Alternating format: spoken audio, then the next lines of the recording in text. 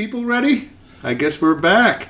Well, if you're driving through life like we are, going to work, getting up, going to work, making those ends meet, make a right turn towards PSI. Okay, we're back again. Good one.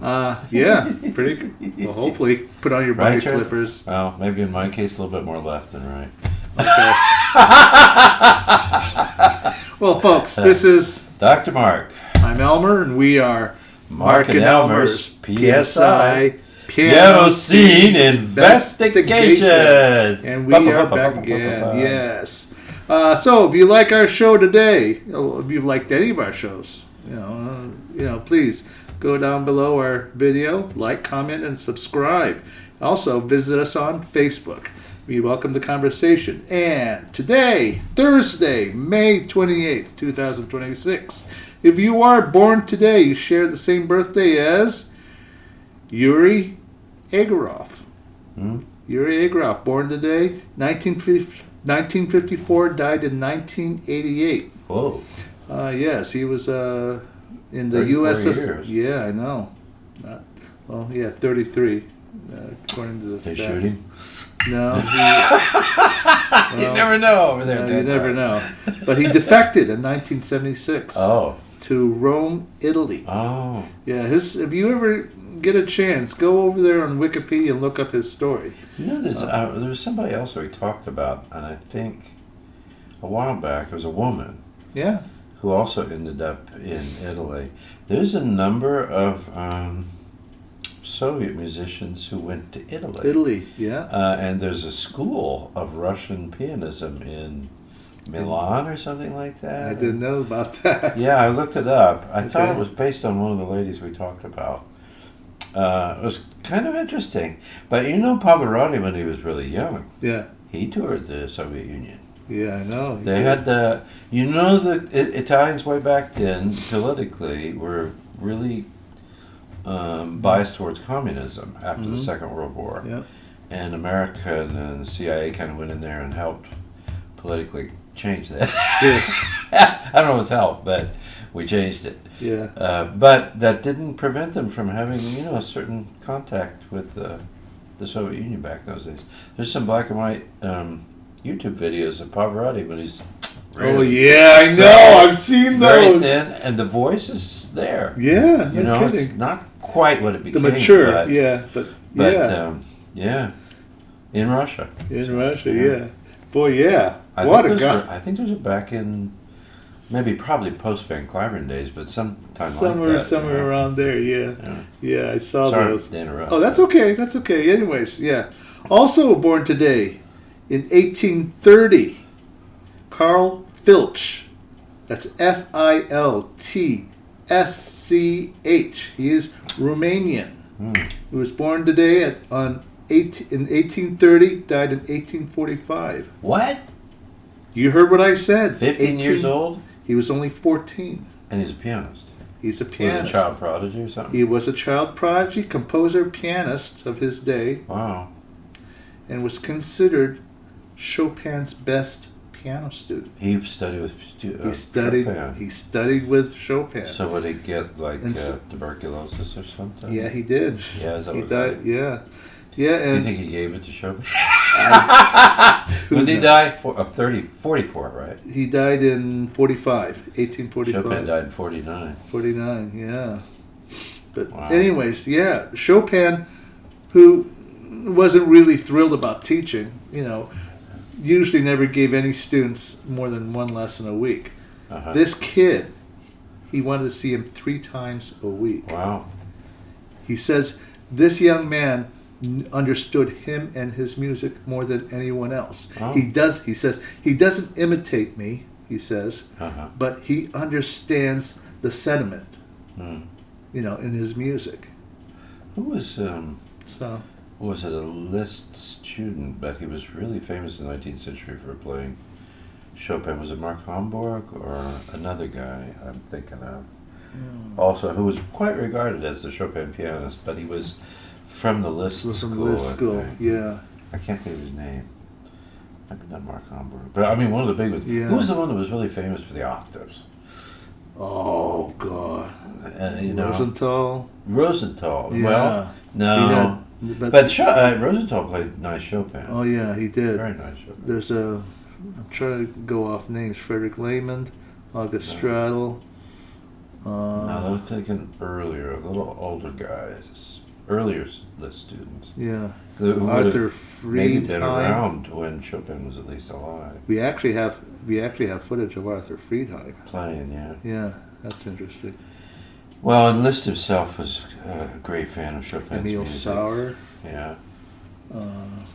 But it's interesting. Now, who's the guy?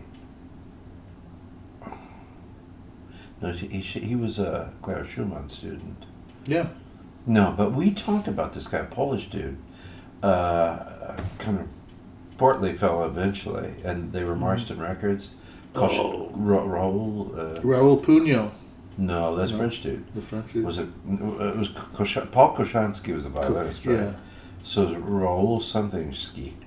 Remember? The Marston issued three CDs of his, and he was considered a major Chopinist. Yeah. Remember? A little strange. Yeah, he was very strange, to say the least. Somewhat self-styled, I think. Yeah, I think I know who you're talking about. I know somebody who was really quite well regarded.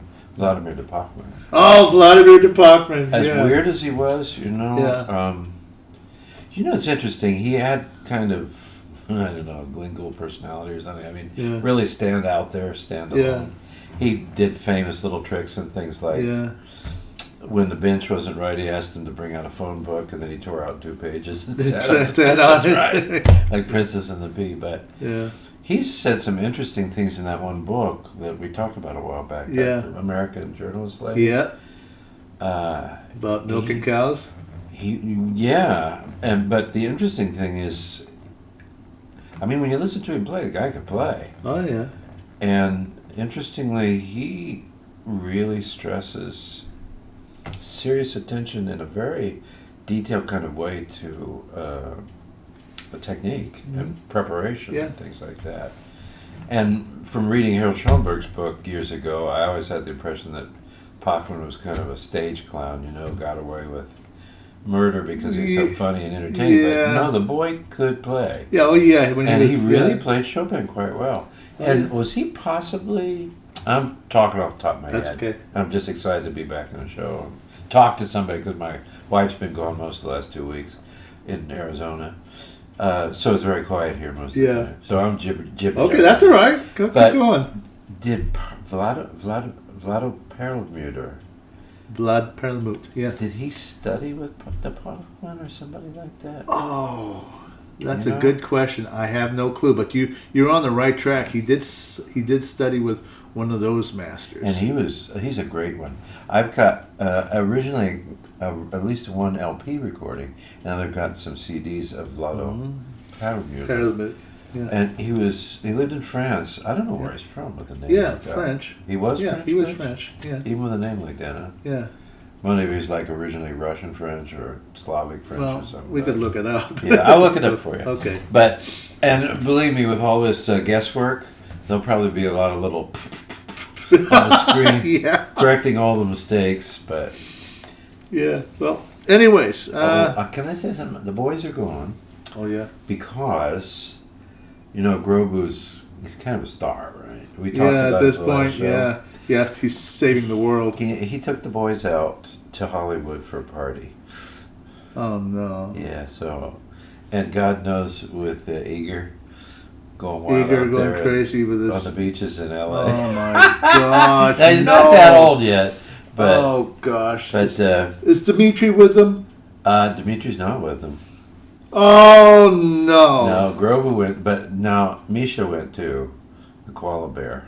Misha did too. But you've never seen him on the show, but he's kind of like their elder brother kind of thing.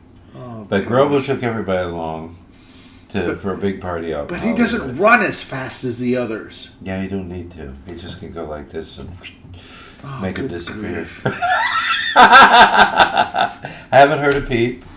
I haven't heard any word from him, no phone calls. You know what their policy is? Yeah, what's that? Well, if these guys get arrested, they're going to come to us. We'll get in trouble for it? We'll get in trouble for it.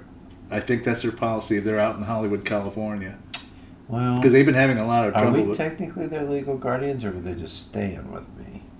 Well, because what? Dimitri's here. Yeah, I know, but just think. I'm going to feed him to Dimitri. They've been staying. They've been staying here. Whose address do you think they're going to give? This one, yeah. Jeez. Okay. Who's that? Really? I'm going to call Dimitri after the show's over. You have to, because if anybody could find them, Dimitri could find them. Yeah. I am not. Hey, if we wind up in jail, I'm going to make sure my boyfriend's bigger than yours. Okay. Well, the Hollywood just parties, joking, but anyway. Joking. Well, on the other hand, the Mandalorian's going to be with him too, right? The guy, doesn't he have like superpowers? Yeah, I guess so, sort of. So he can beat the crap out of anybody that maybe. Yeah, but it's Grogu who saved his butt in the. That's true. Yeah. But I mean, when it comes to just ordinary people, Mandalorian probably. He could dismantle them. Right? Yeah. They're probably okay. Yeah. And Eager talks up a storm, but he's pretty good boy. He really is. You don't spend that much time with him. But okay. He is. Well, he better be. Oh my gosh. Okay, folks. While you're looking up whatever, I'm going to give our pitch to our good friends, the Corey Piano Polish Company and the Guardsman Lemon Oil Company. There it is. You know what these are for. If you've been with us all this time, we like to emphasize keeping your piano looking good and in good order. Take care of your instrument will take care of you. Okay, so last time we talked, we were talking about the Arthur Rubinstein competition, number 18. I haven't spent a lot of time watching the next sessions. Matter of fact, I only got to listen to one half of a session, number 4. 2 pianists, and it is interesting indeed. Simon Haje, or Haje, well, anyways, he's from Germany, young man. His program, he opens his program with a piece called Brin, B-R-I-N, as in Nancy, by Luciano Berio. Yeah. Interesting work. Not much longer than about 5 minutes. Mm-hmm. Very ethereal, floating sounds, lots of color. Like Berio in a competition. Yes, Wow. Luciano Berio. Things have changed. Oh, yeah. I mean, well, it has to, somehow. I mean, After that, he did the Dante Sonata by Liszt. Sonata in G major, Hoboken 16, number 6 by Haydn. And 2 movements from Out of Doors by Bartók. I've heard other work, but I've never. Suite. Yeah. Yeah. Have you heard the work, or? Actually, when I studied with Miss Fontil in New Jersey years ago, I'd mentioned her. She was teaching it to a student of hers. Yeah. And sometimes we sat in on lessons. Yeah. Well, cool. I knew the work way back then. All right. Anyways, the next competitor after Shimon Haje is Ying Li. And she has dual citizenship. I'm not sure. China and the USA. She had 3 works on her program. The Sonata number 28 in A major, opus 101, Beethoven. The Rigoletto paraphrase by Liszt. And she closed her program with La Valse by Ravel. And those are the only 2 I listened to in session 4. Interestingly enough, though, very distinct personalities, these 2. Shimon Haje from Germany. He came out, dark hair, good-looking fella, young. He struck me as sort of one of the silent picture actor types. He even the temperament and the overall facial expressions when he performed, he almost gave me the impression of sort of a Rudolph Valentino type. Hmm. You know, dark eyes, with sort of a furrowed brow. Every once in a while, his right eyebrow would be raised. You know, that sort of type. But a wonderful program.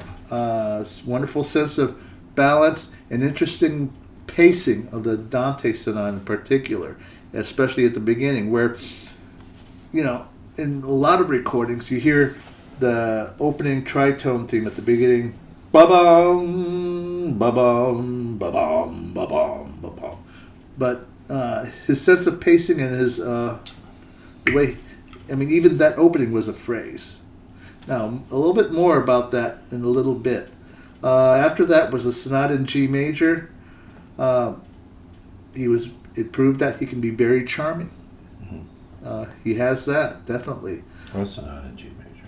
I'm sorry? What sonata? Oh, sonata in G major, Hoboken 16, number 6 by Haydn. Uh-huh. Okay, and then he closed the program with 2 movements of the Out of Doors Suite by Bartók. The last, I guess he did the last one, number 6, mm-hmm. Which is, I believe the title is The Chase, or Chasing, or something like that. The other movement was a night piece of a sort. So 2 contrasting movements from that suite. Now, a word. You know, I know it's a competition, but I saw an interview with Stephen Hoff concerning competitions. He gave it on the Ben Laudy's channel, and he says in competitions it's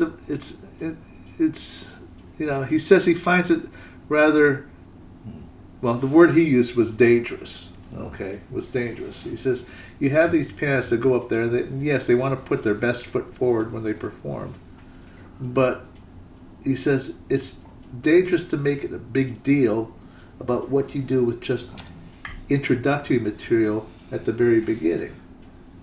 You know, all you're doing is supposed to set a mood, and that's it.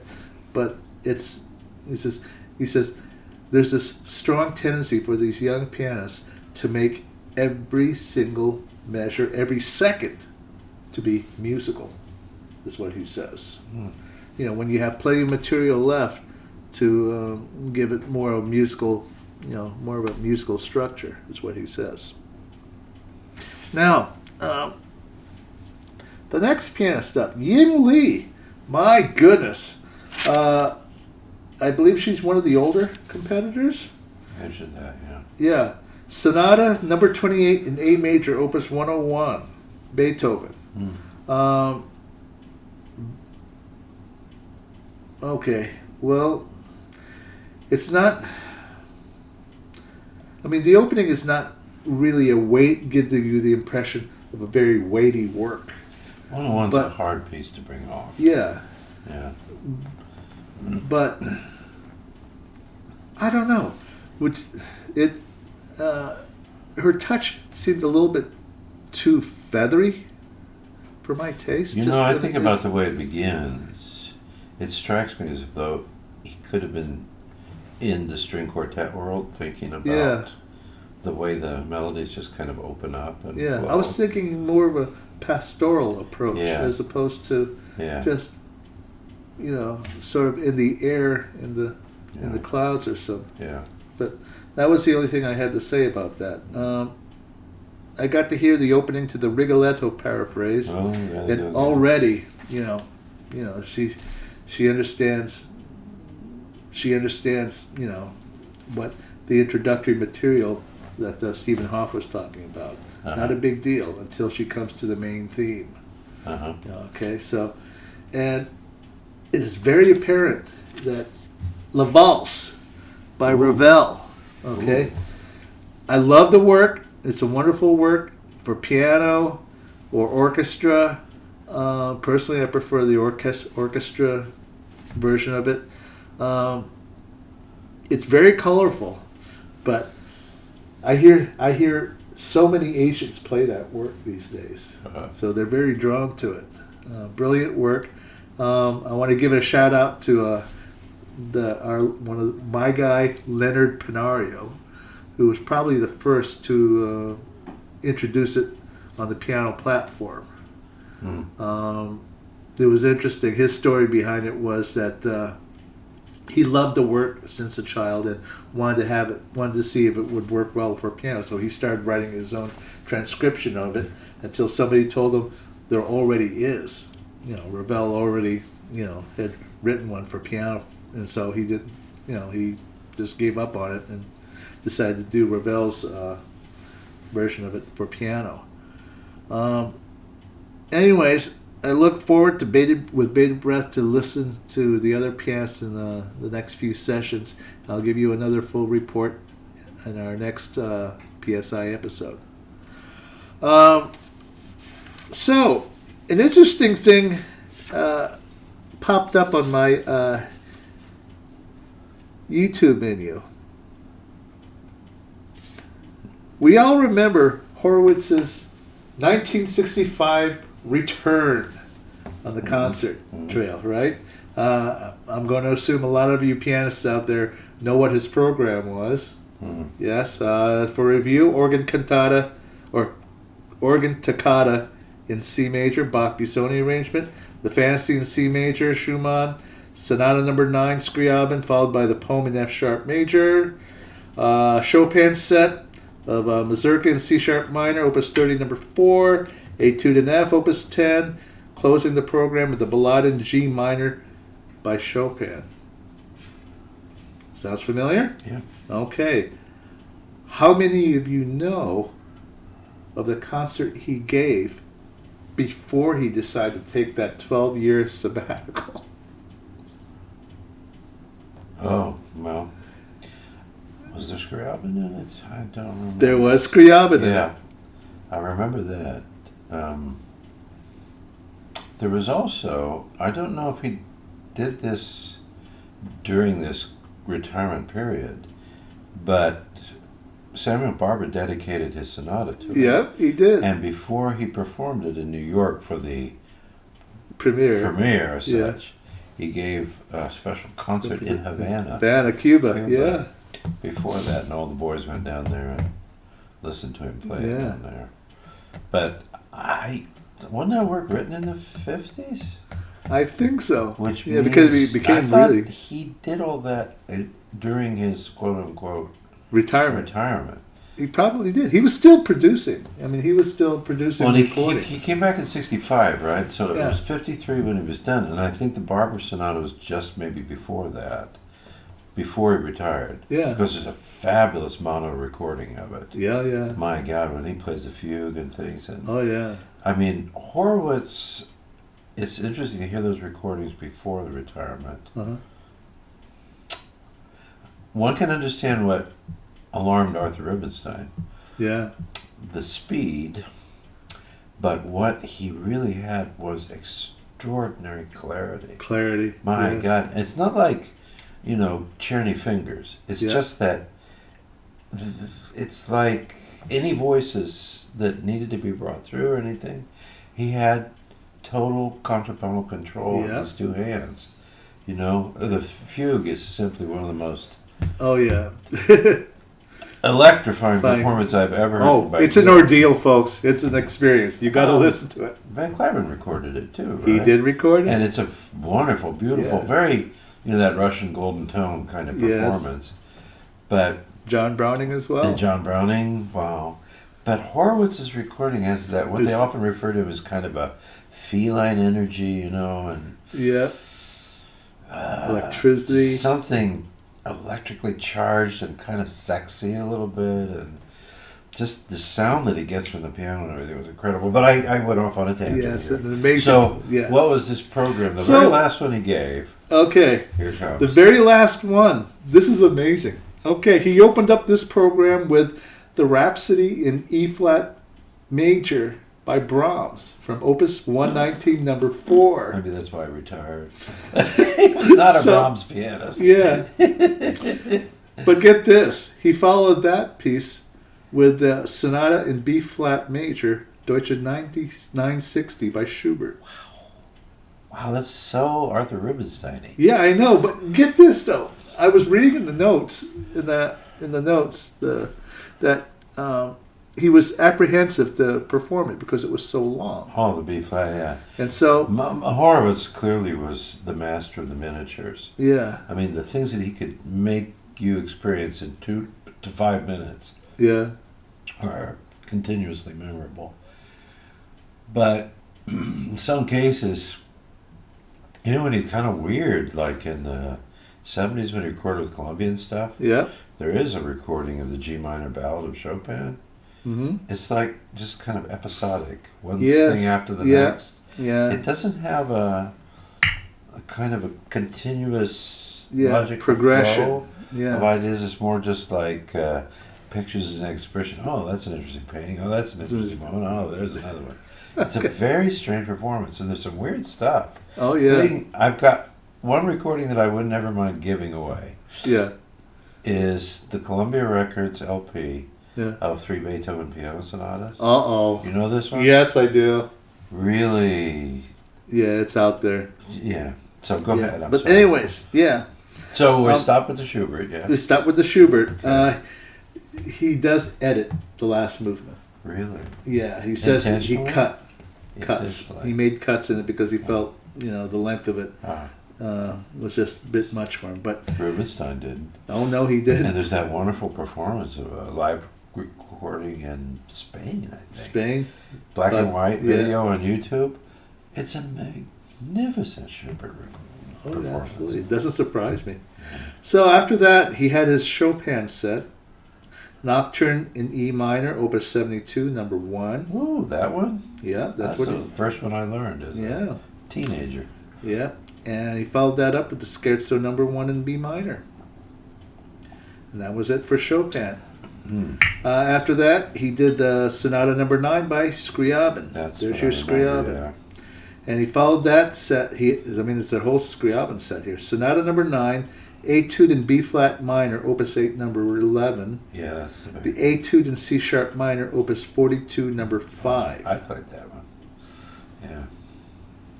Interesting. Then there was a Debussy set. Interestingly enough, The Little Shepherd from Children's Corner Yeah. and The Serenade for the Doll from Yeah. Children's Corner. It's a lovely performance of that one. Yes, it I is. don't remember the first one so much, but the Serenade for the Dolls Oh yeah. is it's Horowitz, but it's iconically memorable. Oh yeah. It's a lovely I mean, and performance. there's a few touches in there that you don't hear. He uses much less pedal in that Yeah, than it's most very pianists dry. do. Yeah. So I think he was almost thinking, chamber orchestra. Small, Yeah. Because some of those chords he plays without pedal is sort of, like you said, sort of dry, almost sort of depicting pizzicato. Yeah. Almost.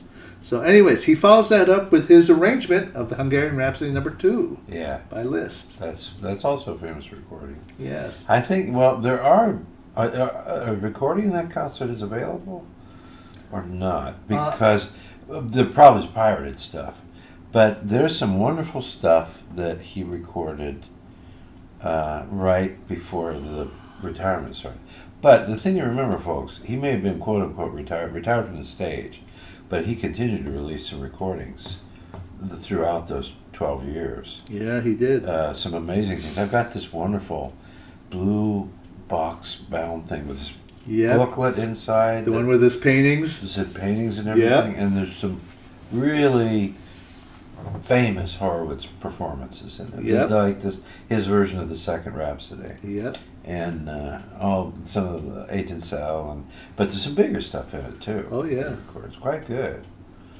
Anyways, after he blew the crowd away with that Hungarian Rhapsody, came time for the encores.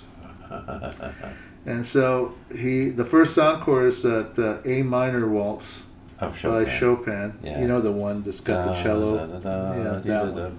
Yeah. And then he followed that up with, all right, this part is confusing. I'm not quite sure why they did it this way.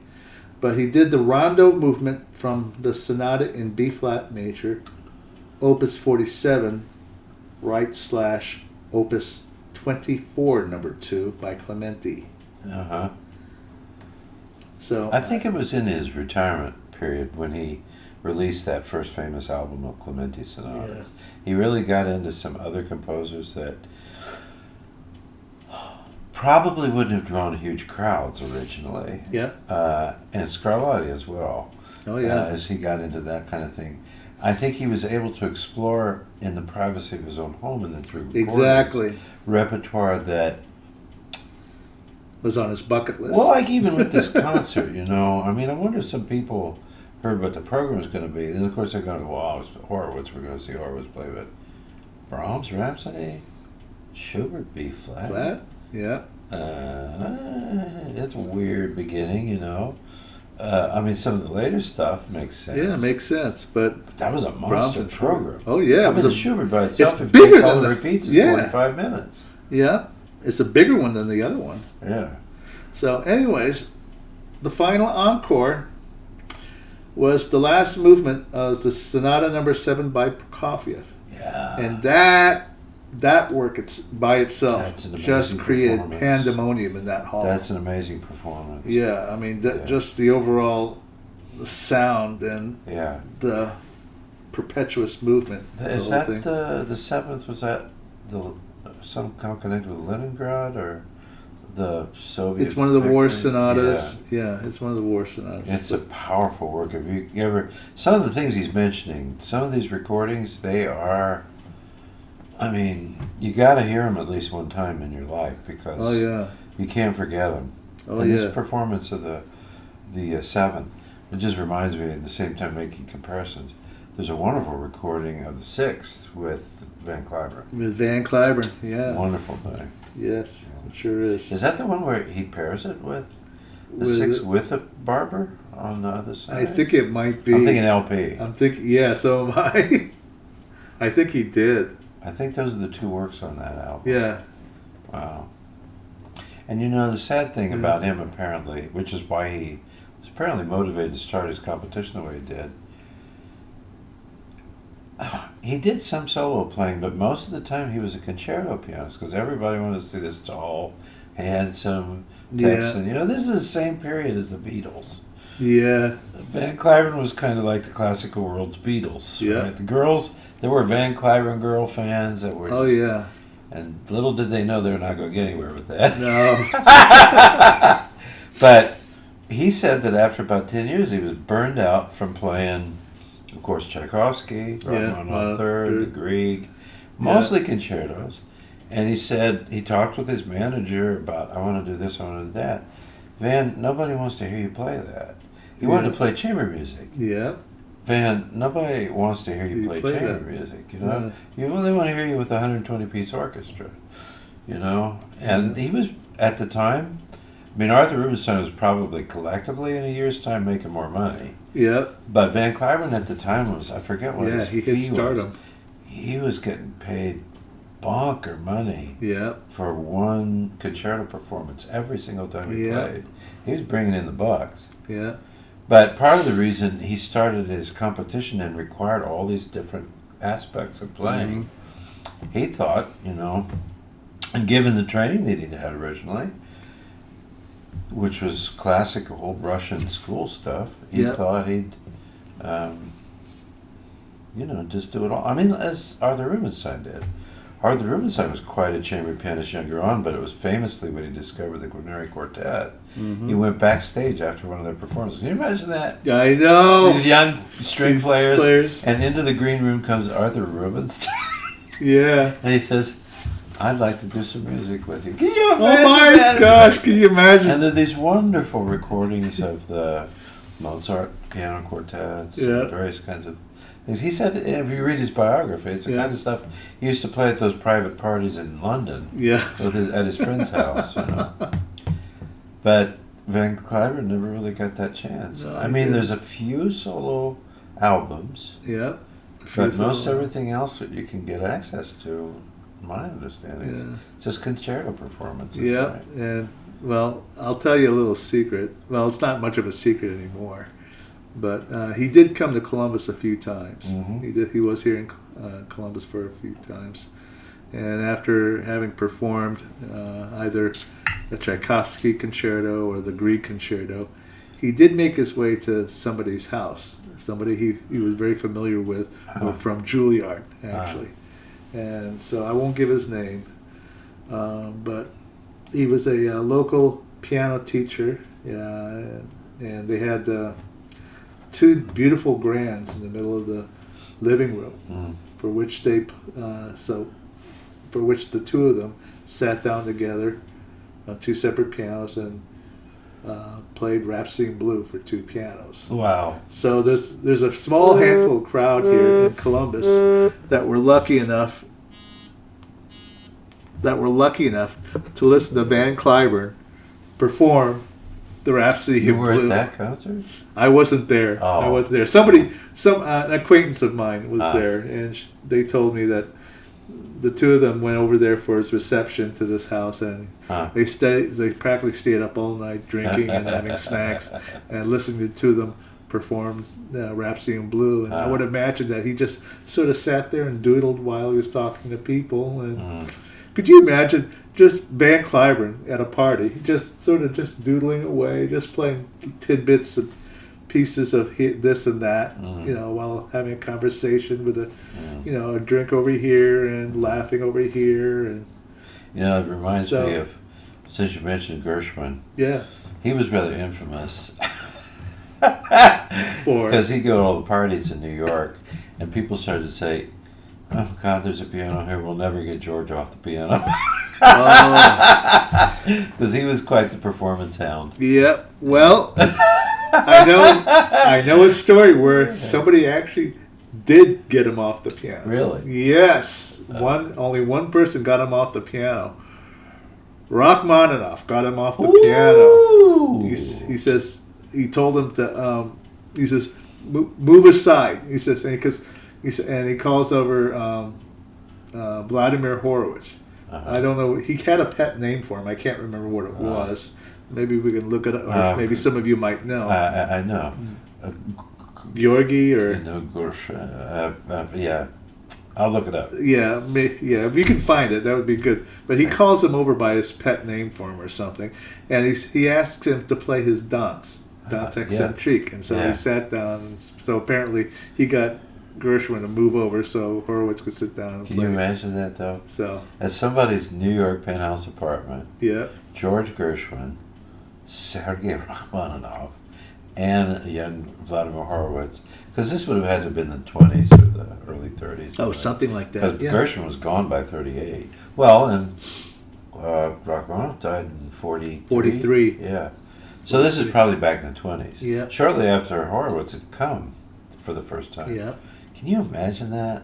Just the same room.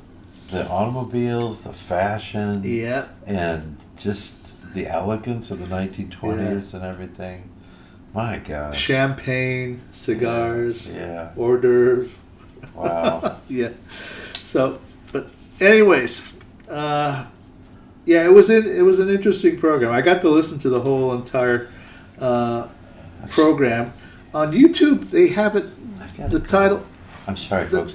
I have an emergency message I have to tend to. Okay. In the other room. I'll be back in a moment. Okay, sure thing. Anyways, it was a brilliant program.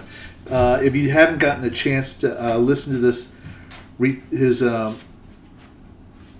pre-retirement program over at Carnegie Hall, it is dated February 25, 1953. Again, February 25, 1953, Carnegie Hall.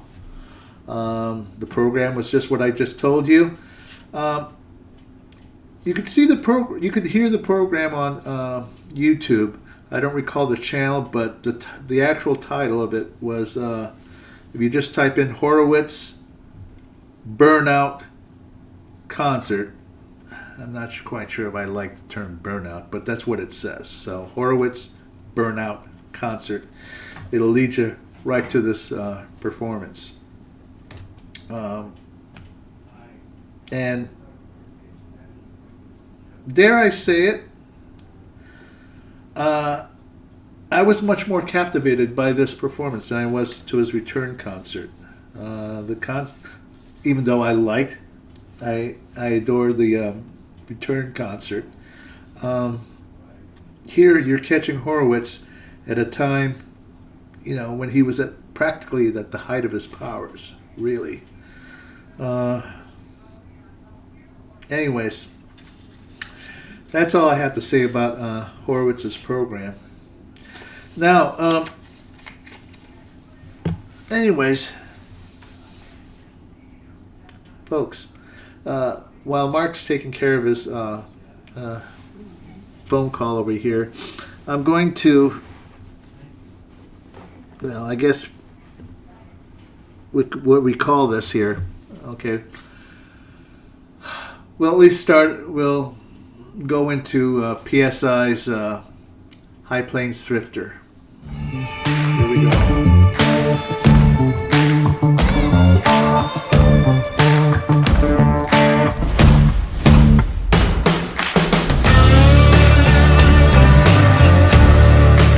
Okay, folks. For all of you, welcome back. You only see me. Oh, the man is back. We're going to do High Plains Thrifter. Oh, okay. You got some goodies? Oh, yeah. I found some excellent goodies.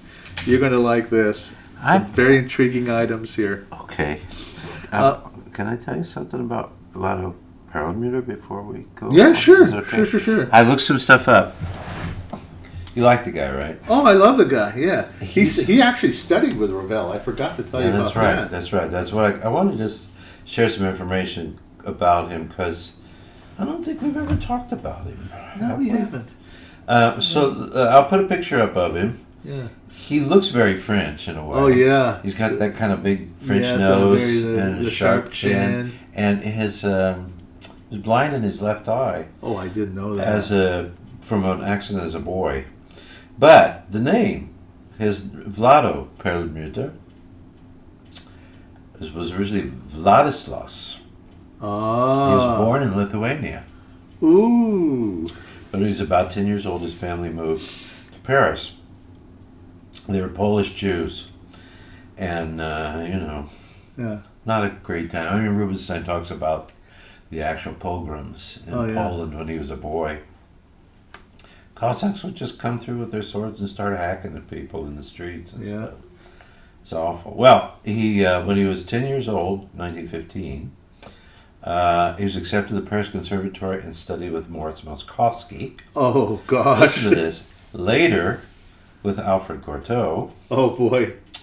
And then he won some prizes, as one might imagine, and started playing a bunch of Fauré and things like that. Oh. Fauré would have been he was the director of the chairman. conservatory at the time. Yeah.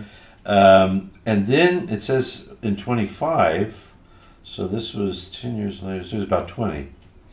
He first heard Jeu d'eau of Maurice Ravel, and he decided to start studying his music. And then a friend of his 2 years later said he should write Ravel and say, I'm really loving your music, and see if Ravel would coach him. And initially Ravel, being Ravel, was a little meh. Yeah. But then he heard the boy play, and he really took him under his wing. Yeah. However, it's interesting because he said he was often quite harsh with him. Hard on him about playing and stuff like that. But that ultimately, he really favored him. And he ended up recording all of Ravel's music. Wow. And he did performance, when was this? 29. In 1929, only after 2 years of studying Ravel's music, he played all of it in 2 public recitals in Wigmore Hall. Oh, gosh. I'm not sure where he did it, but he repeated that same thing and playing all of Ravel's music in 2 concerts in 1987 at Wigmore Hall. At Wigmore Hall. And the amazing thing was, good God, is 1905. He was 82 years old when he did that. Oh, gosh. Can you imagine 82 that? years all old. Of Ravel's music. That includes Scarbo and stuff. At 82? At 82. Jeez. Holy moly. It's interesting, he from France, he was in England sometimes. Very interesting, because he was a Jew.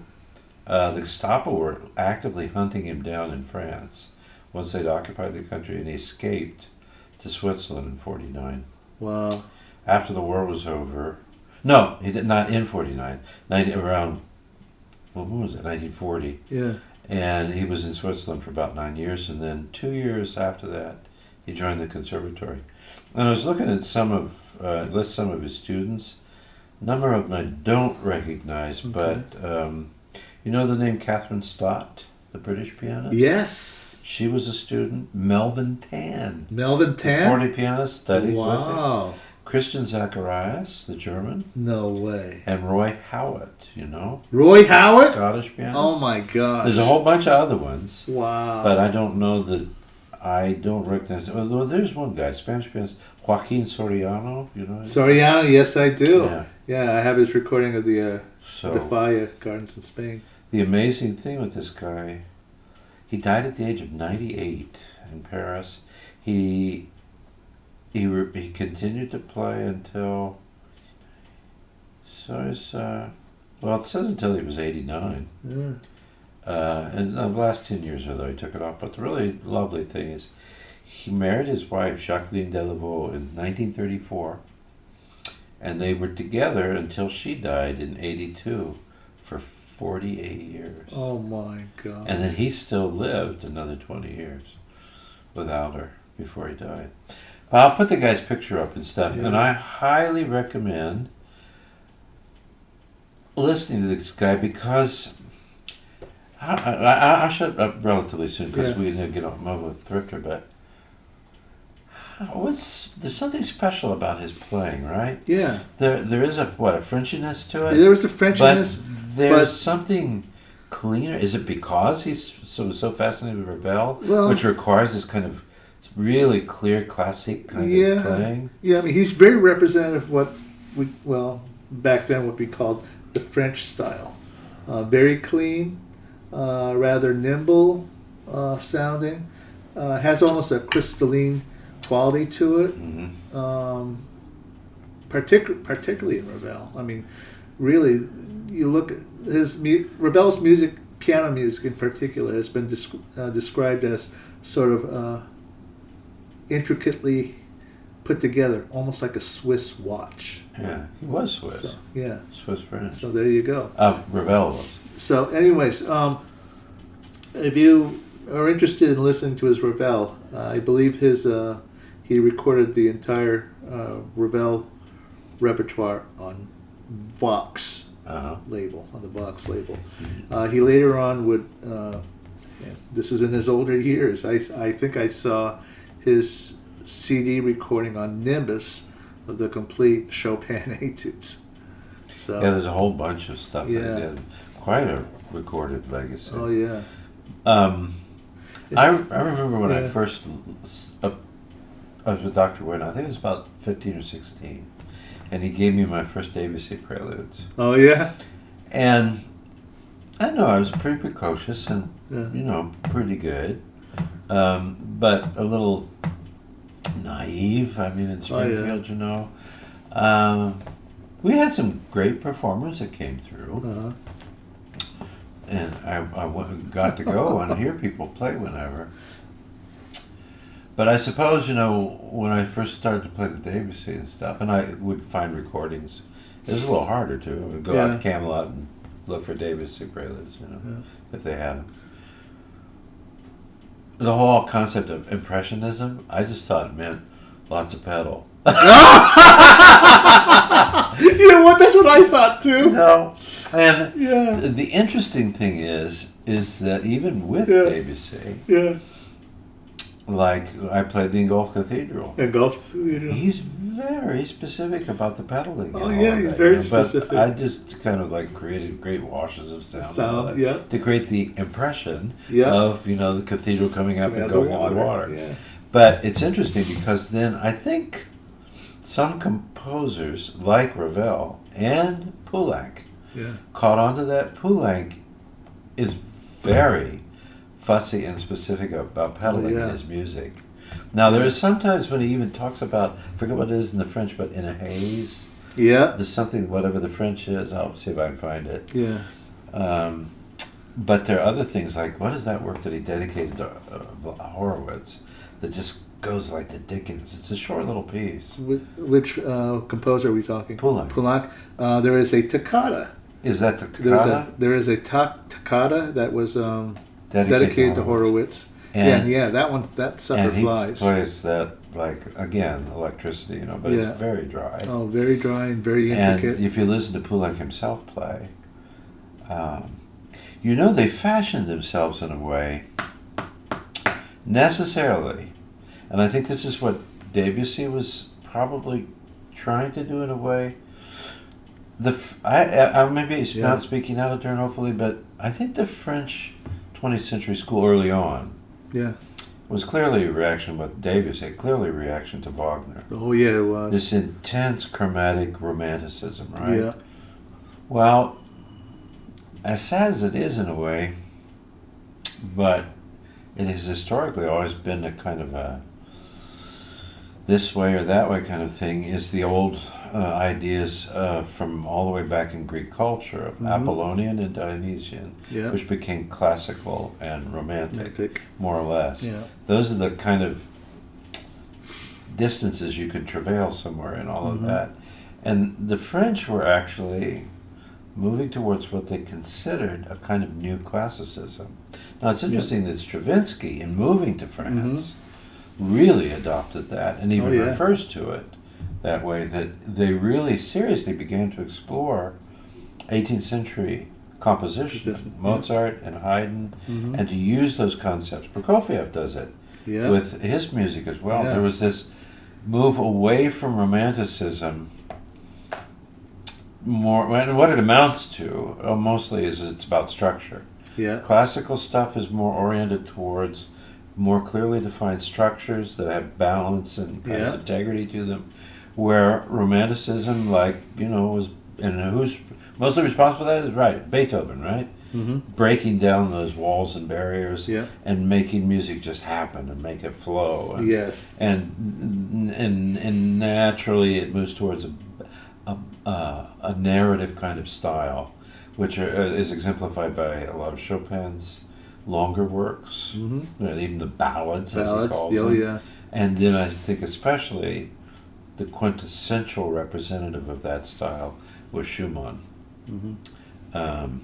There's always exceptions. They have music which can be governed by dance-like moments or movements and things. But so it's interesting that.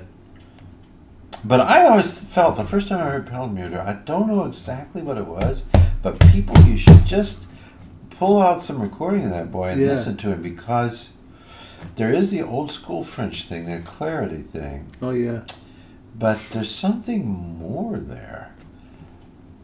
And I really don't know what to say about it, but it's a really clear, it's a little Horowitzian. Yeah. In a way like we've talked about. But more sophisticated, though. And it has more sophistication. Yeah. I mean, look at the way the man carries himself. More kind of graded and planned carefully, like there's a mind discern, rather than a feline impulse from Horowitz's genius. Yeah, exactly. It's less. It's not as lustful as Horowitz. No, but the picture. Well, you know how a picture is worth 1,000 words.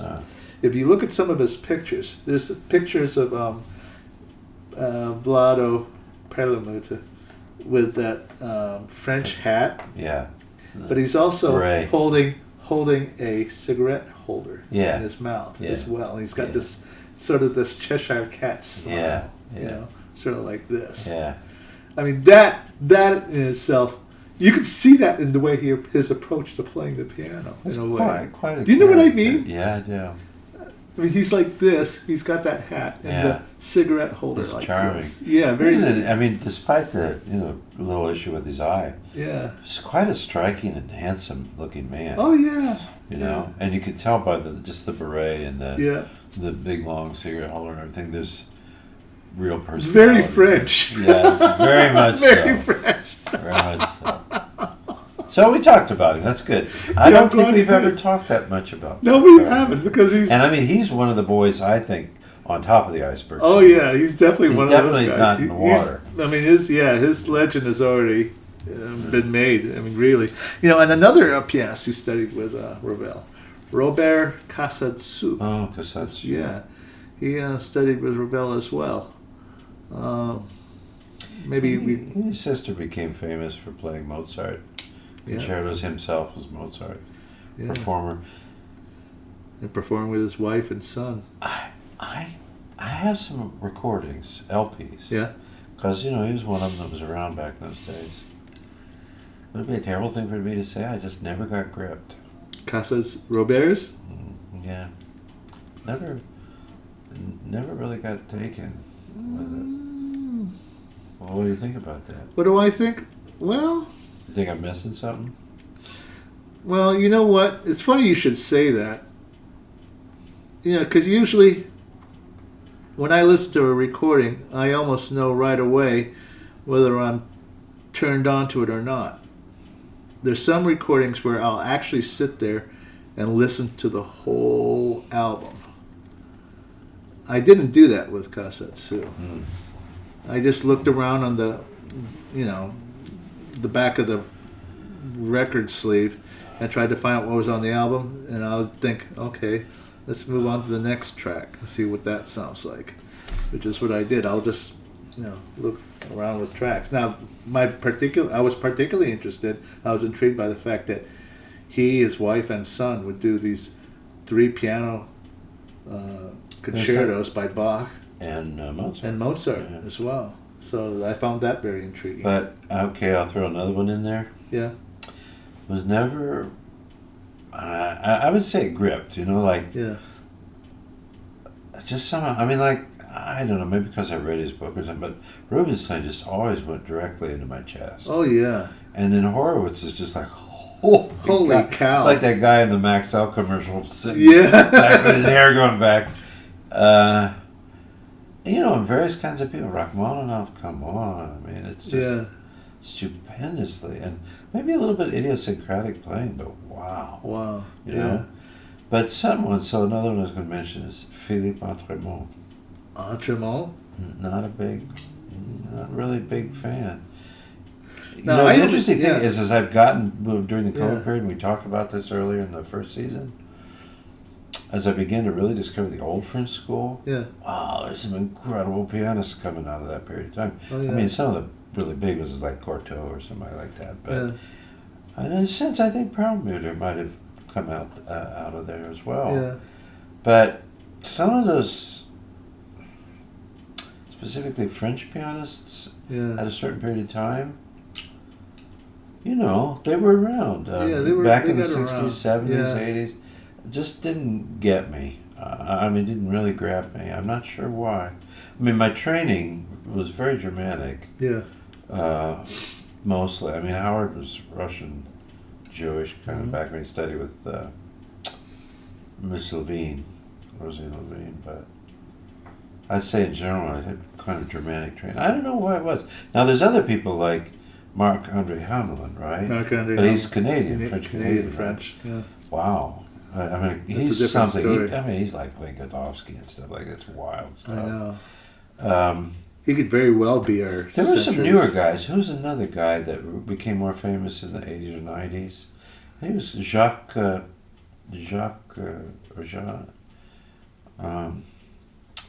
I can't think. In the 80s? Yeah, 80s, 90s. Okay, I can only think of maybe Thibaudet. Thibaudet, yeah. Yeah. Was it Jacques Thibaudet? Jean-Yves Thibaudet. Jean-Yves Thibaudet, that's right, it was one of those hyphenated ones.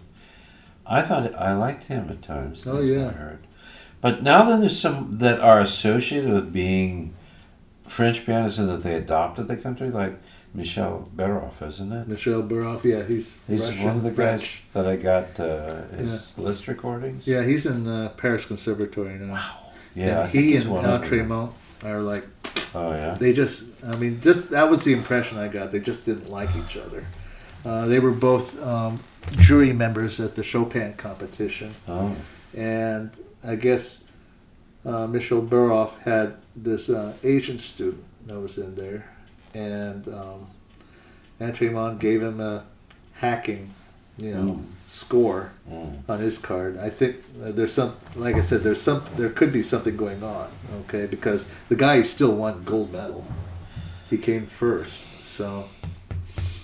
I don't want it to be a thought, not that anybody cares really, Yeah. but that I don't like French musicians or French stuff, because I've got in my CD tower in here Yeah. on the piano side of things, bunch of wonderful French pianists. French pianists. Yeah, historical. Yeah. Eve Not. Even not just Beethoven sonatas. Yeah. He recorded almost all of them, I think. Yeah. And then some of those older ones. Nelly. Well, she was German. She was German. Okay. But that French lady who plays the Mephisto Waltz. Oh, her! God. There's a picture of her in Dieme's class, a old black and white photograph. Wow, that's one of the faster ones. And it's an astonishing playing, really. And to think about when she did it, they would have been by like carving the record in the room where she's recording. Yeah. And I think they did it in 3 or 4 Yeah. takes. And the cool thing is that she played and said, okay, that's all we can do. Now can you pick up from here and go? Yeah. Okay. And then they would have edited it together. Yeah. But, it was impossible to have recorded the whole thing straight through. Yeah. They made it sound like that. But the interesting thing when I read about the recording process is that she just started, stopped, waited, and it probably went back in a little bit and then continued on, and just like that. Yeah. And the playing has clarity and excitement, I would say, akin to Horowitz back in those days, in the early days. Yeah. Early Horowitz, like those earlier performances they have in France when he first came over. It's not what we ultimately associate with Horowitz, because he played like the Don Juan Fancy, was it, or something? Oh, the Liszt, Figaro. The Figaro, yeah. The Figaro. And certain kind of things like that. There was what's the word? Fabulous pianism. Yeah. But the personality hadn't fully emerged in a way, whatever mind was in there that began. And then ultimately, I love that, I'm really talking a lot here, but the documentary that they do where Martha Argerich and 1 or 2 other ladies are watching the Moscow concert with Horowitz, and they're just sharing jabbering, and then all of a sudden to it. Yeah. It is one of the most phenomenal presentations of a completely integrated musical technique. Mm-hmm. When he plays a Mozart or various things, or the Schumann. Oh God, yeah. And you begin to see, and one wouldn't have necessarily thought this at first, he either always was like this and it was a component of his piano playing, or he became more like this. But I was going to just refer to Horowitz as a colorist. Oh yeah. In that recital. recital. Supreme colorist, yeah. Amazing. It's like he quintessentially captures, this is Mozart. Yeah. This is Schumann. And it was the same piano, the same pianist, but, sometimes you get certain people, and a lot of, or one might say more ordinary pianists. Yeah. It's Mozart, it's Schumann, it's Liszt, it's Brahms, it's kind of all the same sound or color. Yeah. No, what you're listening to is Mozart hyphen Horowitz. Yeah. Yeah. But it's Schumann hyphen But it's Horowitz. so convincing. Now, I'd say this is interesting because that performance, especially of Horowitz, if I held it up against Arthur Rubinstein, there's something about Rubinstein where whether he plays Mozart concerto or Chopin or Liszt or one of the great Schubert sonatas, it's well musically it's always convincing. However, I would say I could probably say, oh, this is Rubinstein playing. Mm-hmm. There's something about the sound. Yep. Whether it's like the Great B-flat Sonata, or Chopin, or Rachmaninoff. Mm-hmm. You understand what I mean? I know what you're saying. I know exactly when it came to Horowitz with a certain things, it's like, boom. That is a snapshot of Scarlatti. Boom. This is Debussy, or something Yeah. like that. But with Rubinstein, it was just always presented with that incredible sound, just Yeah. color. It was in an envelope of things, which is interesting because in some other pianists, you might think it all sounds kind of the same. Yeah. But with Rubinstein, I wouldn't say it sounded the same. The stylistic stuff was still there, Yeah. but there's just that sound. Yeah. I'm talking us to death. Oh, that's okay. That's okay. But we still got that. Incidentally, there was a story I wanted to share with you during this whole, conversation that Horowitz was at a piano at an outside cafe. He was at a piano, and strangely enough, he started playing Scarbo. No Believe it? Yeah, I know. And there was a nearby pianist. I think it was Robert Cassatsu. Huh. And he heard him play, and then the guy, Horowitz, stopped playing at a certain point, and the guy came over, he says, and asked him, "Why should you play it like so? It's not very French." That's what he said. Not very French is what he said. So, interestingly enough, but I would have loved to have been there to see what he did. He was playing an outside piano? He was playing an outside Scarbo piano. on a He piano was playing outside. a Scarbo. And he didn't play the whole thing, apparently. No, he just stopped at a certain point. But still. But somebody came over, and I think it was Kasatsu, who came over and just said, "Why must you play it like so? It's not very French." I don't know if I have all of it, but I should dig up like Perlmutter and see if I can listen to his performance, if I have it, or Yeah. find a way to listen to it. Because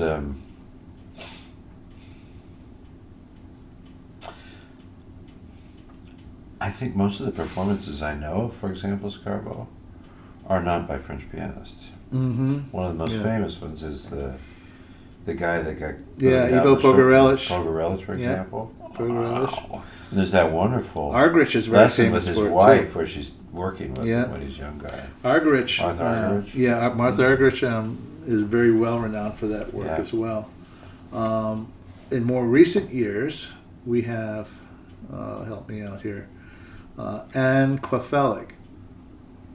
She's very well known. It's not a name that everybody knows, but she has gotten very excellent reviews for her recording of Ravel's works, and that one kind of That's stuck out. interesting. Ravel is one of those composers. One might say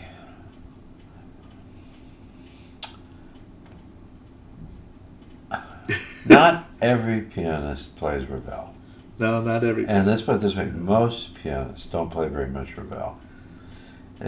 He's a special composer up there. Yeah. I think some of his stuff is only approachable to someone with a serious technical ability, technique. Godowsky in many cases is like that. Yeah. I mean, if you find a pianist who's really playing all of Ravel, Oh gosh. or lots of Godowsky, even maybe a little bit some of Busoni, Oh yeah. those are special pianists. One might say that there are other pianists who might be able to play that music, but the work that it takes to get it to the level where you can really present it, It's unending. and I imagine for some people, it's just like, I got better things to do with my time. Yeah. Carlos Grant, another pianist, once, he was supposedly back decades ago, he was attempting to record the complete works of Godowsky. Holy smokes. Yeah, I know. And I have his... What was his name? Carlos Grant. Grante, Grante. And so supposedly somebody was interviewing him, and he once talked about the Chopin Godowsky etudes. And he said that, they're terribly difficult. He says, you may as well just work on a single concerto if you're going to work on one of those, is what he said. So, Yeah, amazingly enough. So, anyways, I brought Here we go. Introduce it. I already did. Yeah, but we didn't do the music and stuff. I interrupted you. Well, I mean, we didn't do this. We have to do the screen and the. Okay. So do it. Well, I sort of. I interrupted him when we were going to start Thrifter because this had nothing to do with Thrifter. Yeah, but you walked out, and so I introduced it then. Oh, you did? Yeah. Did you wait long enough? I waited for the required 7. Okay. So I can go. I'll go back in and I'll fix it. Okay. I mean, I'll edit it. And put it in. All right. Anyways, so here we go. The first on the list. 11 seconds. My wife surprised me with this. Mm-hmm.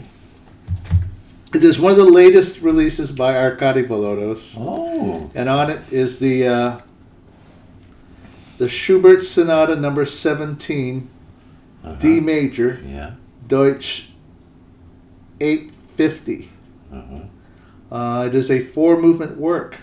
Big one. An allegro vivace, a con moto, a scherzo, a trio, and a rondo allegro moderato. And he pairs that with Schumann's Kindersingen. Oh. So, I haven't opened it yet. I haven't even opened it. I haven't even opened it yet. You say he's living in Spain. Spain now. Yeah, he's in Spain now. He's and apparently, well, last time I heard that was well over a decade ago that he was living in Spain. You know how old he is now? I don't know. He's older than you. Is he older than me? I'm not that much older than you. No, you're not that much older. I think he's younger than both of us. Really? Is he still good for him? I think he's younger than both of us. But he's not a major active stage guy, right? No, he is not. He's a little bit more Horowitzy, and he just kind of shows up at times. But he has the name that people. Will I mean, he won't do that many concerts in a year. He just won't do it. He just doesn't have the stamina for it. And anytime he has a recording release, it's like every 5 to 10 years. I remember so that he one takes he his, gave me to listen to for a while when he was at Carnegie Hall. Yeah. That was extraordinary. And he's so consistent. He is so consistent. Yeah. If you ever get on YouTube, you can watch Volodos warming up, and it's the funniest thing to watch because all he does is improvise. Mm-hmm. He sits there and plays Misty. Yeah. Or he'll play Rhapsody in Blue, just snatches of it. You know, he'll go ya da dee da da da da da da da da da da. I think for us anyway, it's really fascinating to see what great concert pianists do when they get into a recording studio or a stage and sit down and just kind of check the acoustics, the piano and everything. Georgie Schiffer has famously recorded some warm-up stuff. And oh, gosh. Ridiculous. And then there's I might have to warm up to that. Which apparently there is a pirated version available. And Horowitz found out about it, raised a fuss, but that doesn't mean it's still not accessible. He was in a recording studio one time, and who was the original composer? Earl Hines or somebody that wrote Tea for Two? No, it is... oh boy. Humans. Humans. Youmans. So apparently, while he was just coming in and trying out the piano in the studio and stuff, he just started playing Tea for Two. For Two, yeah. Somebody in the recording studio turned it on and got it, you know.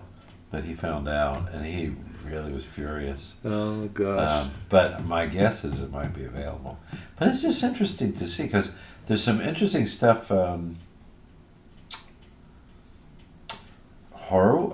Rubinstein, for performance, a big Chopin anniversary performance he was going to do in Poland, stops in Hamburg, Germany, at the factory. Have you seen this video? I have seen the video. It's very interesting. Oh, yeah, it's very. It's the only appearance he's made in his post-World War II life in Germany. And he's really quite gracious, and quite nice to the guys. He's speaking German with them very fluently. And he sits down at the piano and playing some different things to really try out the instrument. Because they had one of his favorite instruments, and they just worked it gorgeously. And he was sitting down for quite a long time and is playing different things. It's very interesting to hear him. I think in a way it's interesting. It would be interesting to hear the pianist because there's more of their own personality. Yeah. When they're warming up and do that kind of thing. So what do they like? You know, oh yeah. Or you can tell by what they're playing, what they're listening for. Yeah. You know. So.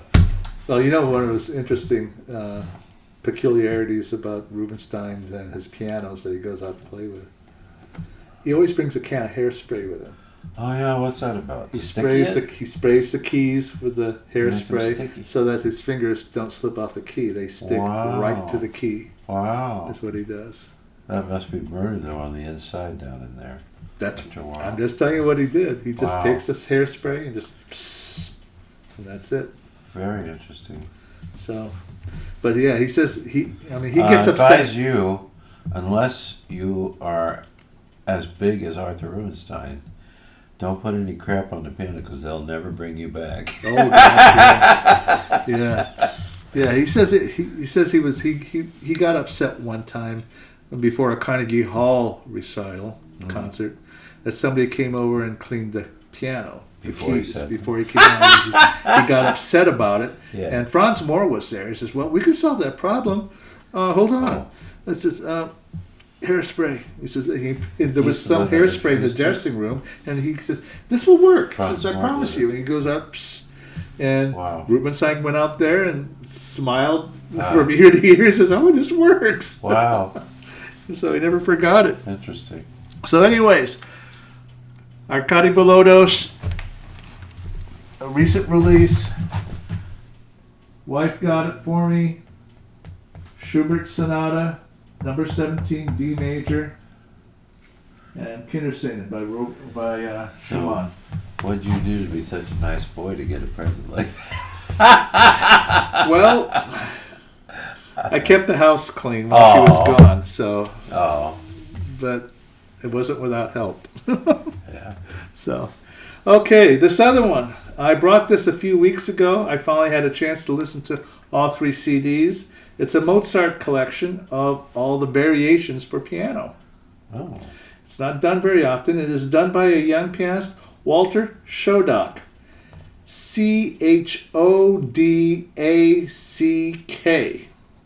And this was released on the La Chante du Monde label, which is distributed by Harmonia Mundi, France. Yeah. Excellent collection.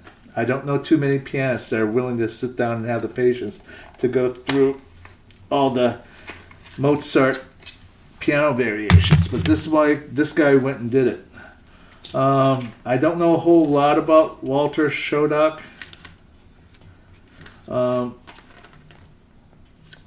He's out of New York. Born from Russian parents, heritage. He studied at the Manhattan School of Music. That's where he got his master's and his bachelor's and master's. Went on a Fulbright scholarship to study in Paris with Nadia Boulanger from 1957 to 58. Let's see. Returned to the U.S. He continued studies with Leonard Schur, Schnabel's assistant. Otherwise, all he's done was concertize throughout the world and the United States.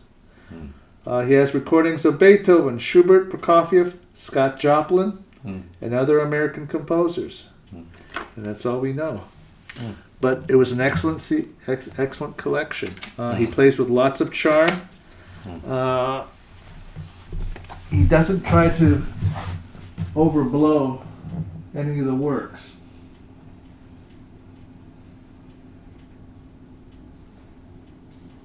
Once again, La Chante du Monde label, distributed by Harmonia Mundi. Want to see it? I'm good. You're good? Okay. So, something else here. I went to a book sale up in Delaware, Ohio. Ooh. That's up north where we are. Yes. And I found a Rachmaninoff CD of the piano concertos numbers 2 and 3. Now, I know there are a lot of recordings of that, but this one is particularly intriguing because the pianist is Walter Gieseking. Oh, wow. Concertos number 2 and 3. Yeah. Walter Gieseking at the piano with Willem Mengelberg as the conductor. Ooh. Conducting the Concertgebouw Orchestra in Amsterdam. Let me show you this. Library sale? This is live recording. He did it live. Was it a library sale? Yeah, I don't know. This is what they sold. Well, I mean, where was the book sale? It was at the public library. It was at the public in Delaware, Ohio. Oh, they got rid of that one, huh? Yeah, they got rid of it. How much did you pay for that? They only charged me $1 for it. Oh, man! And it's in good shape. Robert. It's in excellent shape. I got to listen to it in my car. This was my listening music. I was late for piano lessons, for 10, 15 minutes late for my piano lessons, listening to this thing. It is Gieseking. Now, mind you, I don't know who their recording engineer was, but they had that microphone so close to the piano, and so you wind up hearing lots of sounds. You could hear him pedal. Wow. You could hear him pedal throughout these works. Anyways, this recording was released by, for Pete's sakes, where do they get these words? Archipel, ARCHIPEL, Desert Island Collection. Wow. This CD was made Archipel, which is like archipelago. Like it means a collection of islands. Okay, yeah. Gotcha. Made in Germany. This was taken from original live broadcast acetates. Ooh. Total time 70 minutes. 24-bit remastering for the best possible sound and full dynamic range. ADD. So the catalog number ARPCD. Oh, it's ARP. 0104. Want to see? That's heavy too. It's an older CD. It's an older CD. I mean, nice. It even looks it. Wow, you're a lucky dog. Yeah, and he does the big cadenza in this, not the smaller cadenza, but the big one. No, this guy was relatively newer to me. It wasn't easy when we were like doing Camelot Records and stuff. There was no Gieseking stuff. I know, there wasn't. I'd read about him in Schoenberg's book. Yep. But really, I only started to discover this guy big time when COVID hit. Yeah. And I had a lot of time and got some CDs and started listening. I bought his complete Bach recordings, which was very interesting because he was asked to come in German radio and just play Bach every week. And so I don't know how long it went on. It's a multi-CD collection of all this Bach. And what the guy did was he grabbed a student and a volume of Bach's music and brought it to the radio station, opened it up and started playing. Jeez. Can you imagine that? My God. Yeah. Bach. Yeah. And apparently, I mean, the guy was so fluent and everything. I mean, he was, a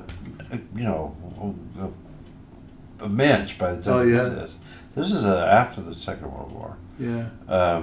And all those recordings are basically from him coming in, taking his coat and hat off and going into the studio, sitting down, the student right there to turn pages, and he's just playing Bach, And then he did Ravel.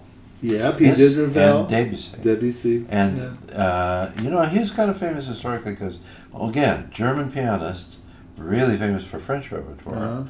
And then there was Alfred Cortot, French pianist, really famous for Schumann. So it was kind of an interesting world. Yeah, it is. But that's quite a find. Oh, it was. I know about, anything of Gieseking's anymore is, it's historically significant what's around. But he got this for $1. I mean, when you start to look up Gieseking recordings, because they're not major labels, you have to look on eBay or Amazon coming from somebody. Did I show this yet? No. You could pay like more than $20 for a single CD in this day and age, Yeah. And I found this for $1. So. Wow. Yeah. That's a fine, buddy. Yeah. So and Mengelberg and the concert. Mengelberg, I know. It doesn't get much better.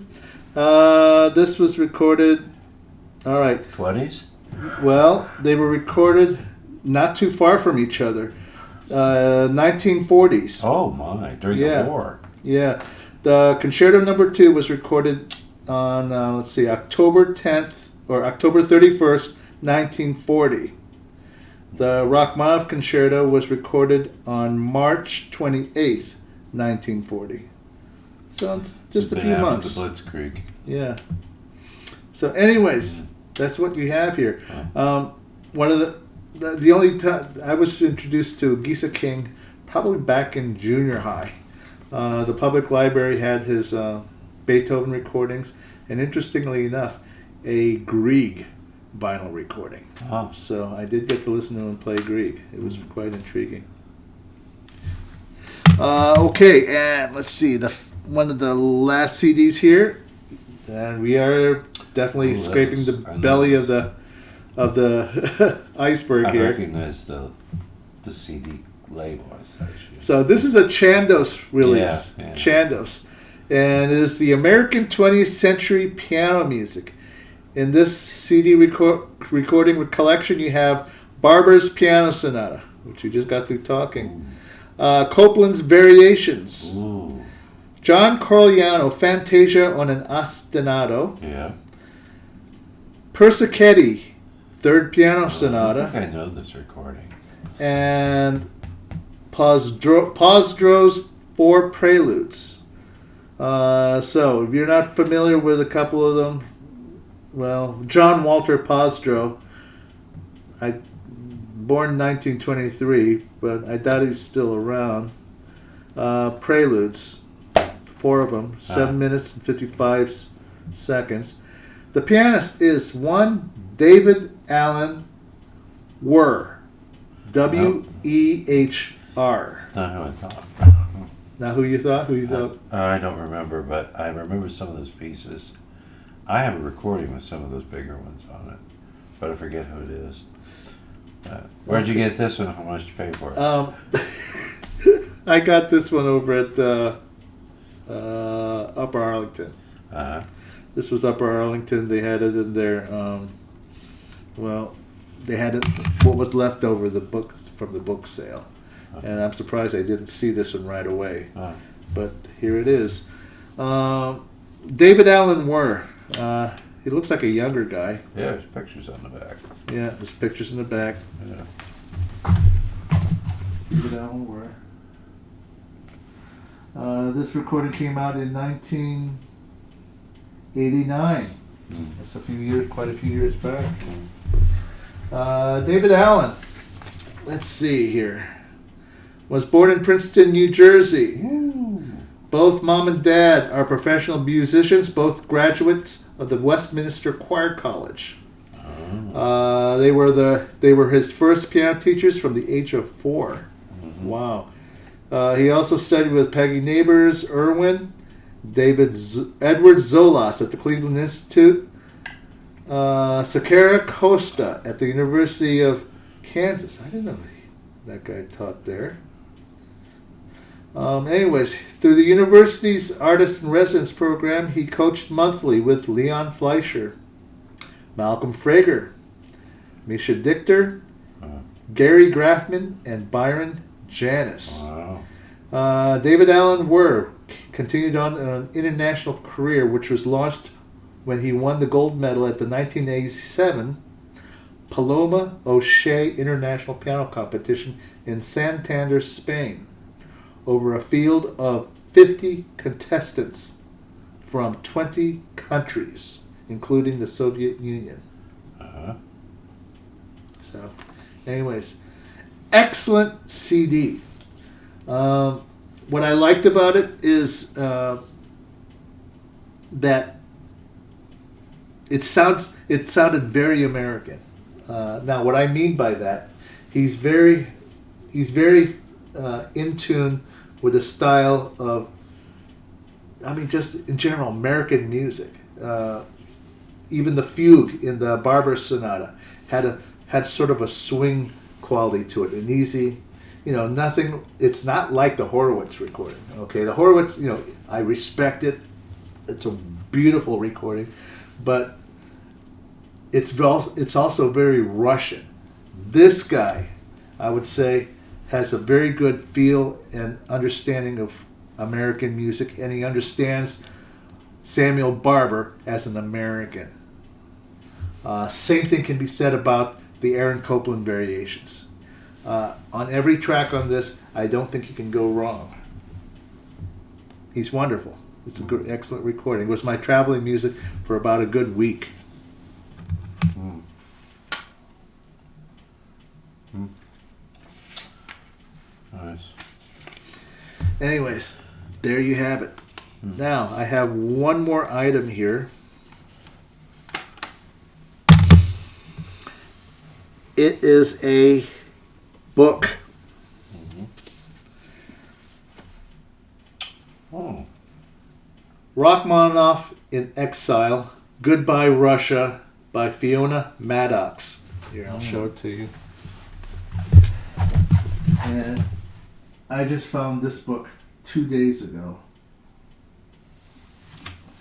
No, I didn't pay $1 for it. You paid a lot more for it. I paid a lot. Looks like a new book. Yeah, it is a brand new book. I actually got this from Half Price Books. Oh. So it was Half Price Books, and I frequent there almost every week, and so when I saw this, I didn't hesitate to pick it up. Original price $29.95. I got it for something like $15. Mm-hmm. So I haven't had a chance to read it yet, but I know something of his exile. Mm-hmm. While he was at Russia, apparently there was a petition going around in Russia for Russian artists for artistic freedom.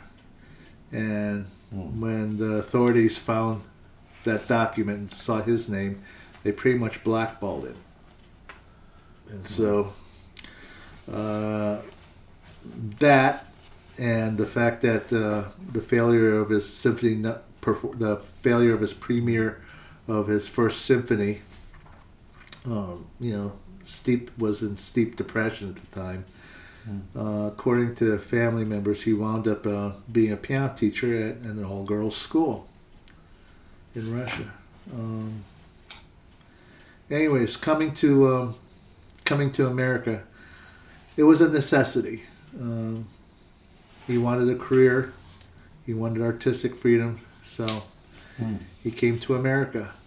Now, this book cites the symphonic dances as,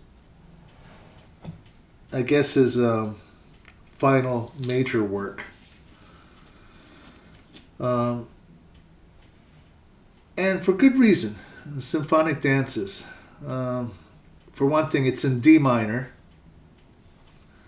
His Symphony Number 1 was also in D minor. In the final movement of the symphonic dances, he introduces the Dies Irae theme, which was typical of him.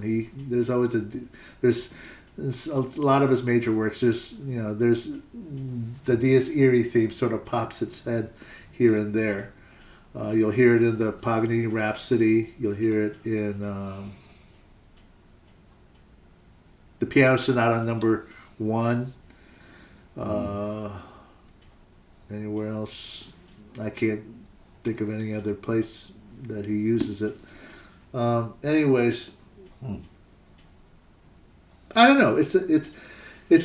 I'm very curious about it to see what she says about his exile.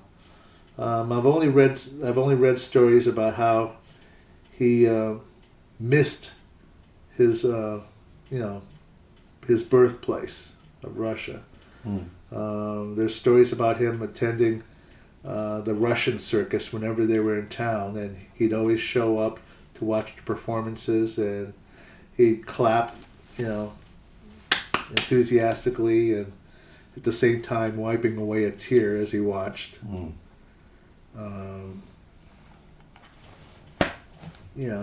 things like that. There's also, I mean,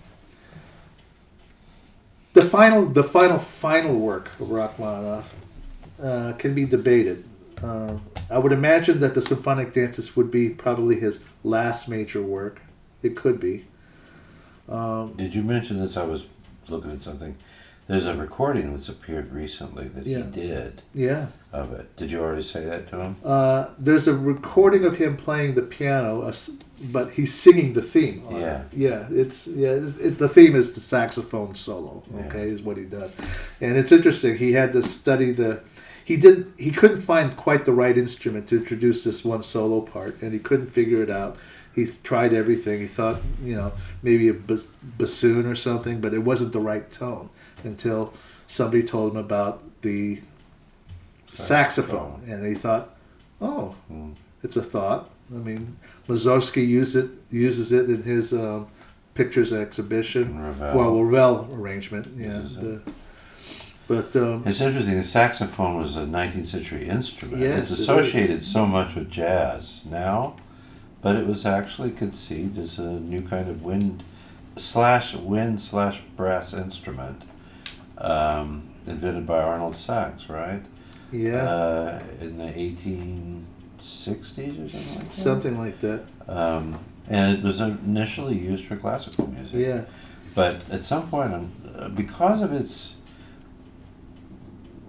brighter melodic nature, it's fundamentally a clarinet in a sense, but it's got brass in it and it has that quality. Yeah, jazz musicians really jumped on it. Yeah, they My dig guess it. is They dig it. My guess is it may have gained that connection with the incipient recording industry. Because a woodwind clarinet would not speak that well into the big horn as a saxophone would. Yeah. I wonder if there's early orchestra recordings where, they always rearrange the instrumentation for those old recordings. Yeah. If there aren't saxophones used in the classical recordings that were originally clarinets. Yeah. Anyway. Yeah. Cool for you. Well, I got something. I just bought a copy of the book. Oh, you did? Found it on Amazon. Wonderful. For $7.43, like new. You got for how much? $7.43. Oh man. Free delivery. Oh. Gee. From a thrift books. Anyways, what I wanted to mention was, that's exciting. Anyways. He brings some great stuff. I got the Bombalooza, or what was it? Bambula book a while back. The Defia. All about the Defia book. He brings in some great stuff, and I just look for it. And try to add it to my life. Yeah, but I'm the one that had to walk. This was this would be an interesting one. I looked it up a little bit. The woman who wrote it is British BBC kind of music busy person. Yeah. That kind of thing. And I was looking at the way the book is put together. It's both a biography of sort, but it's also a resource book. Mm-hmm. The first part of it is taking various names and historic people associated with Rachmaninoff and dividing them into different categories. Yes. And how they're all related. And then the back of the book has recording stuff, things like that. It's potentially would be a really good resource book for information about Rachmaninoff in Europe and in America in the latter part of his life. And it makes sense the way it's written and structured. She being kind of like a music journalist. Yeah. It looks like the kind of thing that this is much bigger and expounded upon, but those kind of articles that they write in BBC Magazine and stuff that then include indexes of recordings that the people are famous for, things like that. So that's a really interesting one you bring in. Yeah. But incidentally, the one thing I do know about Rachmaninoff that's just as intriguing as, thinking that he's come full circle as a composer from Symphony Number 1 and the Symphonic Dances. His very first one of his first major works as a composer, he did as a child, and it was a two-piano arrangement of the Tchaikovsky's Nutcracker Suite. Oh. It's a two-piano arrangement. Huh. Have you seen it? I've never seen it, but there is a recording of Martha Argerich doing it with... Oh, gosh, help me out. It's not Pletnev. It's some other guy. Oh, is it her buddy? It might have been Nelson Fryer. Nelson Fryer. Because she did another recording of the Tchaikovsky Nutcracker with Pletnev, only it's Pletnev's arrangement for two pianos. No, I bet it was Nelson Fryer. There's a beautiful documentary of her when she was a younger lady with Nelson Fryer. He was a little bit older than her, but they had a very interesting personal and musical partnership. Yeah, they did. Yeah. So interestingly enough, I've read somewhere that his actual final musical statement on paper was an arrangement of Tchaikovsky's Lullaby. Oh. I think you're familiar with it. It's in G flat major. Mm-hmm. So in that sense, as a child, it was a work for piano. Yeah. At the end, it was another work for piano by Tchaikovsky. Thank God for Rachmaninoff, because he's it was always presented this way in conservatory, and so he's a musical anachronism. Come on, there's Stravinsky, there's moving into, my God, he'd not only done that much yet, but eventually think about who's the French composer-conductor, Boulez, Boulez, John Cage. Think of where music went. Yeah. And then there's Rachmaninoff. And then there's Rachmaninoff, who brought this 19th century Russian golden school concept of music and composition and piano playing and all that well into our time. He survived into the beginning of midway into the Second World War when he died. And when you think about all the experiments that went on in the early 20th century, atonality of Schoenberg and such, and various things, and there's this guy writing these gorgeous melodies and this wonderful, voluptuous music that, fortunately for Rachmaninoff, I wonder if he got any residuals. They adapted his stuff into Hollywood films. Oh yeah, they did. They did. The Full Moon and Empty Arms. Da, da, da, da, da. From Concerto Number 2, and the Paganini 18th Variation was used in many movies. So. But then the other thing that finally made sense, I didn't realize it at first. Until actually, and Elmer brought this stuff in to address, although I'd known about it by that time, but the composer he admired so much, what was his name? He wrote all those sonatas and Shkochiki, the fairy tale pieces. Oh, Metner. Yeah, Nikolai Metner. And then finally saw some of his music and heard some recordings and stuff. Oh, now I get it. Yes. Where did this, just like style of writing music come from? And I don't know if Metner or Rachmaninoff, which one was the chicken, which was the egg, but Rachmaninoff had a huge admiration for Metner. Oh yeah, he did. And he said he's the greatest genius of our time. And that the one work I know really well is the G minor sonata. Yeah. It's unfair in a sense because Rachmaninoff probably thought that he was influenced greatly by Metner. Yeah. But when we hear something like the G minor sonata, we say, "Oh, that sounds like Rachmaninoff." Somehow his name gets associated with that style of piano music. Yeah. There's some similarities, but no, I know it's different. Metner's his own guy. Yeah. But yeah. And thank God for the Russian Revolution and everything, because I'm sorry, but had Rachmaninoff had to leave, he probably would have stayed there, ensconced in Russia. done his stuff. You know, he was... Well, his music was blackballed. Yeah. They didn't play Rachmaninoff when he left. Well, and it's also because he was Jewish and he was one of the landed gentry families. Yeah. I mean, his family had money. Oh, yeah. And he was quite well to do, but then, like a lot of those people, he lost everything. Well, I don't know how much of everything he lost, but well, probably a lot his of father gambled it all, by the way. But so then he came out and had to make a living in the West. Absolutely. You know, and was uniquely and beautifully trained and gifted to be able to do well. I mean, Rachmaninoff did well. When you look at like the houses that he owned in New York and Hollywood, yeah, and the cars that he drove, the famous pictures with his with him driving, automobiles, and the video footage. There's video footage of him in his car. The boy had a good life. Yeah. Well, let's put it this way: he was at the party that George Gershwin and Horowitz were at the Penn House in New York. Yeah. So that says something about the people he associated with. And he no friend of Soviet communism. Yeah. And he also expected Art Tatum. Yeah. He respected Art Tatum. They went. He and Horowitz used to go to the bars just to watch Art Tatum perform. Yeah.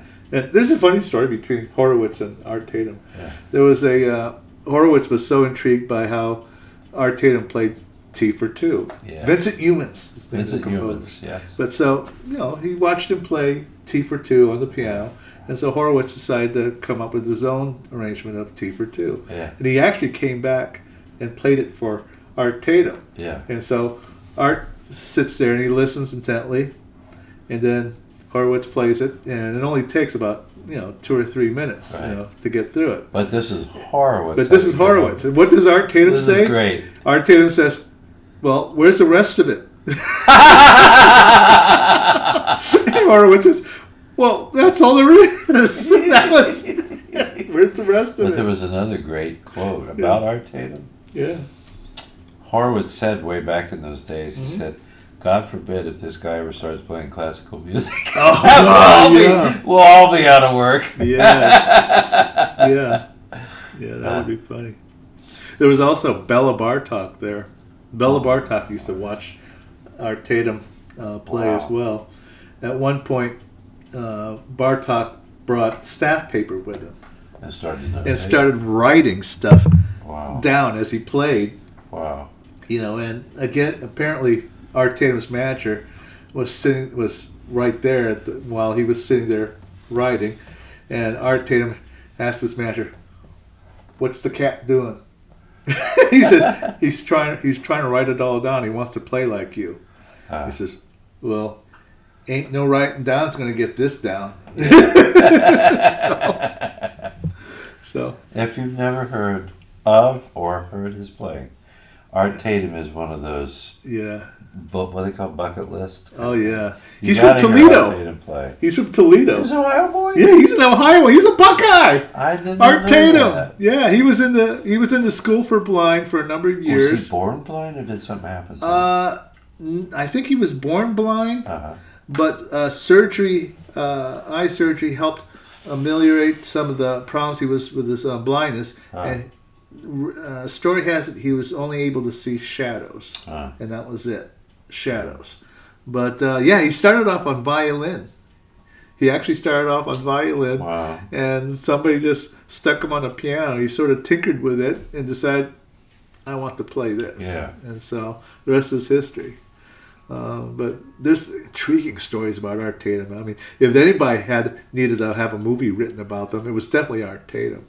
And they never did, right? No, they never did. They did. They did a movie on Charlie Parker, the Bird, by Clint Eastwood directed it. Yeah, excellent movie. But Art Tatum, I could almost see it. If they ever did a movie on Art Tatum, it would almost come off like a old-fashioned Western, because he shows up at Birdland in New York, right? And rumors all over town about how this cat can really play. He's just burning up them keys, right? Yeah. And so word comes around to two other pianists, Fats Waller and Errol Garner and a bunch of others. And so those are big guys too. So those, they're big names in the jazz piano world as well. And so they both show up, and and both of them knew each other, Errol Garner and Fats Waller, and they both start jamming on the piano to call this guy out. Yeah. Supposedly to call him out. Yeah. And so they're both jamming on the piano. Errol Garner gets up there and plays Misty and all this. And so finally, Art Tatum makes his appearance, and he totally blows them both away. He could do it. He could probably do it with one hand. Well, anyways, folks, we are approaching 2 hours, my friend. That's good.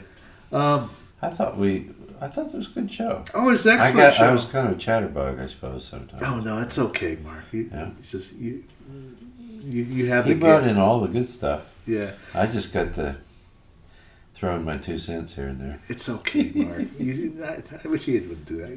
You're good. You're very good. You're very.